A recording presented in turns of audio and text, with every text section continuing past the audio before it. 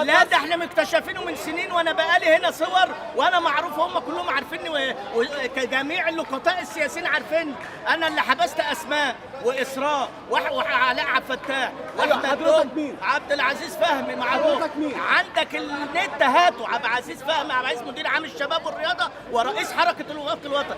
اسماء محفوظ سنه سجن. علاء عبد الفتاح في مسبيرو. اخته منى. انت اللي حضرتهم؟ ايوه انت اللي الولد قدمت بلاغات؟ الاوضه. ايوه انا اللي مقدم طب لغايه. حضرتك عندك لو على النت لو متعسف من حد من الصحفيين روح قدم فيه بلاغ. مقدمين يا اخويا في خالد علي اللي هو خالد مصطفى. خالد مصطفى. علي.